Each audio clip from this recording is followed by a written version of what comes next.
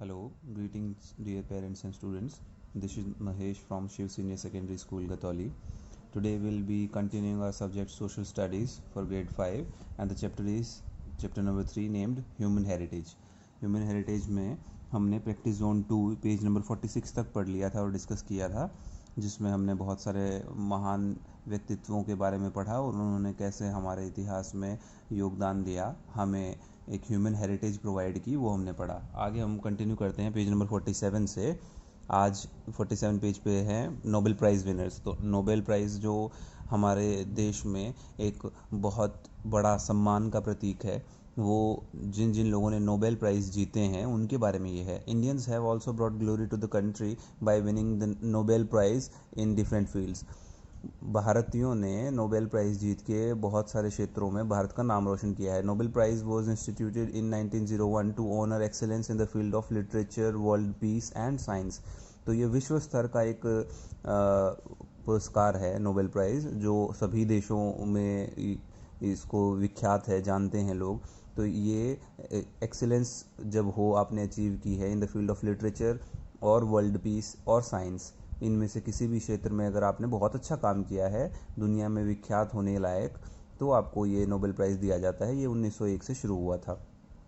तो पहले ऐसे व्यक्तित्व जो भारत के हैं जिन्होंने नोबेल प्राइज़ जीता, उनकी लिस्ट में जो आप पढ़ रहे हो, पहला नाम है Rabindranath Tagore. Rabindranath Tagore was a poet, writer, philosopher and social worker.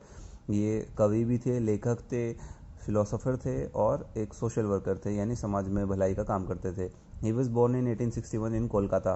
Kolkata में 1861 में इनका जन्म हुआ था। He founded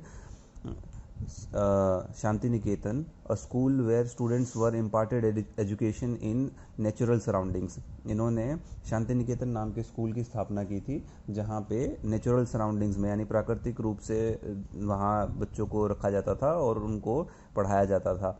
emphasis is laid on literature and arts, और जो उनकी पढ़ाई थी उसमें उनका सबसे ज़्यादा ध्यान साहित्य और कला पर रहता था, लिटरेचर एंड आर्ट्स।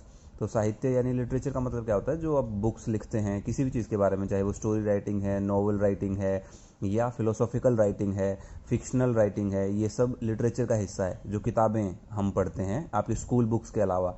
आर्ट्स में बहुत सारी चीज़ें आती हैं, जैसे ड्रामा, शायरी, कविताएँ, और इसके अलावा भी बहुत सारी कलाएं हैं। ये इन दोनों चीज़ों पे फोकस करता था इनका school Shantiniketan. Tagore compose music which is popularly known as Rabindra Sangeet. इन्होंने जिस संगीत की में योगदान दिया, जिस संगीत की कैटेगरी बनाई, उसको रविंद्र संगीत के नाम से जाना जाता है। His Bengali songs have been translated into English. इनके कई बंगाली गाने इंग्लिश में भी ट्रांसलेट हो चुके हैं। His most famous literary work is compilation of songs known as Gitanjali. इनके जो सबसे ज़्यादा फेमस गाने हैं उनको मिला के एक एल्बम बनाई गई जिसका नाम गीतांजलि है। He was awarded the Nobel Prize for Literature in 1913, becoming the first non-European person to be awarded this prize. इनको नोबेल प्राइज़ लिटरेचर के लिए मिला था 1913 में, और ये पहले नॉन यूरोपियन थे जिनको उस समय पे नोबेल प्राइज़ लिटरेचर के लिए मिला था। तो आप इनको पहले भारतीय भी कह सकते हो जिनको 1913 में लिटरेचर के लिए नोबेल प्राइज़ मिला। तो this was Rabindranath Tagore. Next personality is C V Raman. Sir Chandrasekhar Venkataraman was the first Indian scientist to be awarded a Nobel Prize in 1930 for the study of light. प्रकाश की इन्होंने स्टडी की है, light की। तो light की study से इन्होंने बहुत कुछ चीज़ें निकाली थी, जैसे आप साइंस में पढ़ते हो, light travels in a straight line, light has a particle nature, matter nature. तो ऐसे बहुत सारी चीज़ें जब वैज्ञानिकों ने स्टडी किया लाइट को, तभी पता चले। और सी वी रमन भी उन एक ऐसे साइंटिस्ट थे जिन्होंने लाइट की नेचर को स्टडी किया था, और उसी के लिए इनको 1930 में नोबेल प्राइज़ मिला था। He was born near Tiruchirappalli, Tamil Nadu in 1888. His work in the field of physics, a branch of science, has been recognized all over the world. He was also the first to work on the scientific nature of the sound produced by Indian instrumental music consisting of drums and strings. तो तमिलनाडु में 1888 में पैदा हुए, तिरुचिपल्ली नाम की जगह में। Physics पे इन्होंने बहुत काम किया है, और इनके साइंटिफिक स्टडी से इन्होंने म्यूज़िक से जो साउंड प्रोड्यूस होता है उसके बारे में इन्होंने स्टडी किया। ये इस प्रकार की चीज़ पे साइंटिफिक स्टडी करने वाले पहले साइंटिस्ट थे। He also won the highest civilian award of India, Bharat Ratna, in 1954, जो इंडिया का सबसे ऊंचा ऑनर का सिंबल है। अवार्ड है भारत रत्न, वो इन्हें 1954 में मिला था। Next is mother Teresa. Mother Teresa was born in Albania in 1910. She came to India in 1929 because she wanted to serve a missionary in Bengal. She taught at Loreto Convent School in Kolkata for 20 years and later became its headmistress. She was disturbed by the condition of the poor people living in the slums of Kolkata. She took basic medical training, after which she started reaching out to the poor people affected by hunger and disease. She won the Nobel Prize in 1979 for her services to the needy. She was also given Bharat Ratna in 1980 for her social work. तो ये mother Teresa के नाम आपने बहुत बार सुना होगा। लोगों की सेवा करने के लिए इनको दुनिया भर में जाना जाता है। इन्होंने अपनी पूरी लाइफ को डेडिकेट कर दिया और लोगों की, ज़रूरतमंद लोगों की मदद करने के लिए।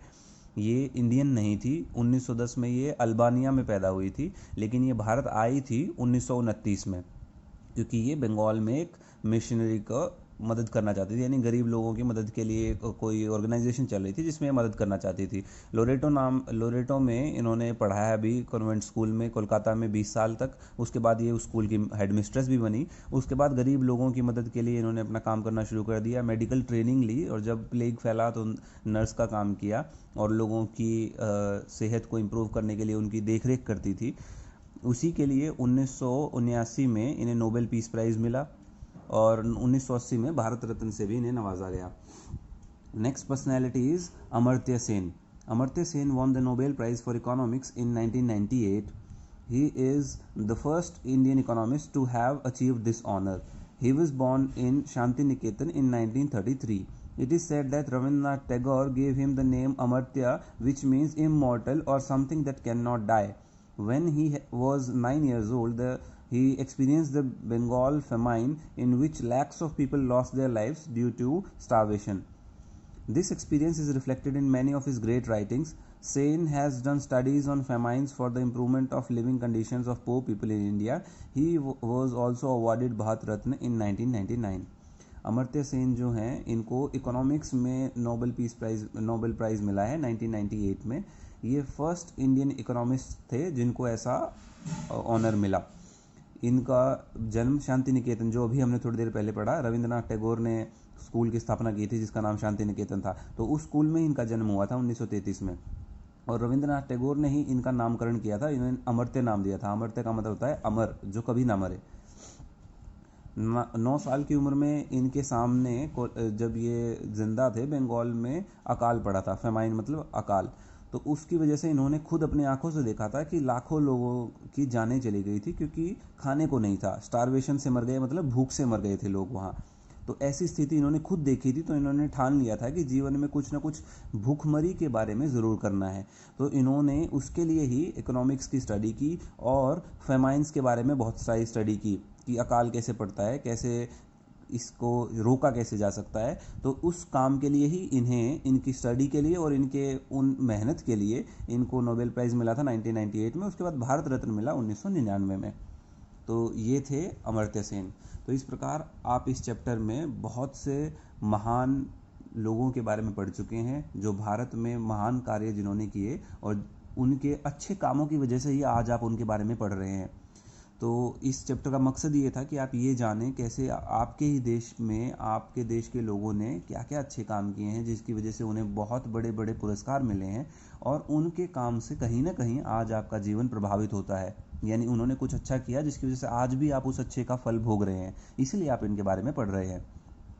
प्रैक्टिस जोन 3 देखिए। Correct the following statements and rewrite them. C V Raman was the first Indian economist to win the Nobel prize for economics.